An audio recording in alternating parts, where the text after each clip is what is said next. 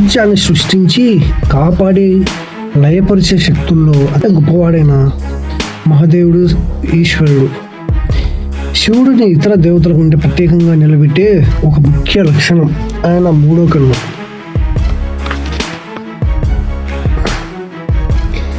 ఈ మూడో కన్ను కేవలం ఒక కన్ను కాదు, ఇది అపారమైన శక్తి, జ్ఞానం మరియు వినాశనానికి ప్రతీక.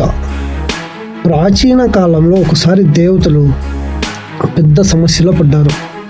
అసురులు ప్రపంచాన్ని బాధిస్తున్నాయి. అప్పుడు దేవతలు శివుడిని ఆశ్రయించాలని నిర్ణయించుకున్నారు. కానీ ఆ సమయంలో శివుడు హిమాలయాల్లో గాఢ ధ్యానంలో ఉన్నాడు. ఆయన ధ్యానం అంత గొప్పది, దాన్ని ఎవరూ భంగం చేయలేరు.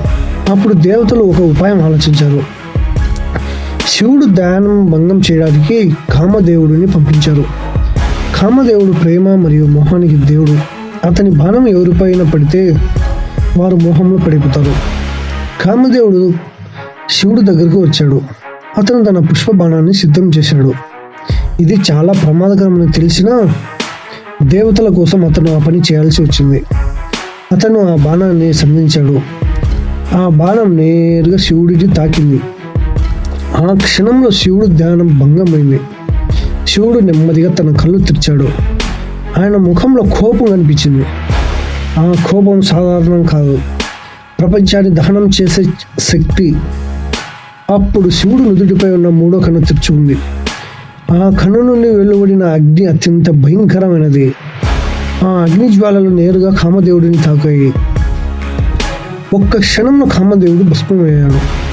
దేవతలందరూ భయంతో ఉనికిపోయారు. పార్వతీదేవి ఈ సంఘటన చూసి బాధపడింది. ఆమె శివుడిని శాంతింపజేయడానికి ప్రయత్నించింది. కొంత సమయం తర్వాత శివుడు శాంతించాడు. ఆ తర్వాత కామదేవుడు భార్య రతీదేవి దుఃఖంతో శివుడిని ప్రార్థించింది. ఆమె తిరిగి తన భర్తను ఇవ్వమని వేడుకుంది. శివుడు కరుణించి ఇలా అన్నాడు, కామదేవుడు శరీరంతో తిరిగి రాడు, కానీ అతను అనంగుడుగా అందరి మనసులో జీవిస్తాడు, అంటే కనిపించకుండా ప్రేమ రూపంలో ఉంటాడు. ఇది శివుడిని కరుణ మహిమను చూపిస్తుంది. ఇప్పుడు అసలు ప్రశ్న, శివుడు మూడో కన్ను అంటే ఏమిటి? ఈ మూడో కన్ను మనిషి లోపల ఉన్న జ్ఞానం మరియు అవగాహనకు ప్రతీక. రెండు కళ్ళు ప్రపంచాన్ని చూస్తాయి, మూడో కన్ను సత్యాన్ని చూస్తుంది. ఇది తెలుసుకున్నప్పుడు అజ్ఞానం నశిస్తుంది. అందుకే శివుడు మూడో కన్ను వినాశనం మాత్రమే కాదు, జ్ఞానం కూడా. ఇది చెడు శక్తులను నాశనం చేస్తుంది, మంచిని రక్షిస్తుంది. ఇది మనకు ఒక సందేశాన్ని ఇస్తుంది, మనలో దహనం చేసి జ్ఞానాన్ని పొందాలి. ఇదే శివుడు మూడో కన్ను యొక్క అసలు రహస్యం. భక్తుల, శివుడు మూడో కన్ను గురించి మీ అభిప్రాయం ఏమిటి? కామెంట్ చేయండి, సబ్స్క్రైబ్ చేయండి, లైక్ చేయండి. మీ సపోర్ట్ మాకి చాలా ముఖ్యం.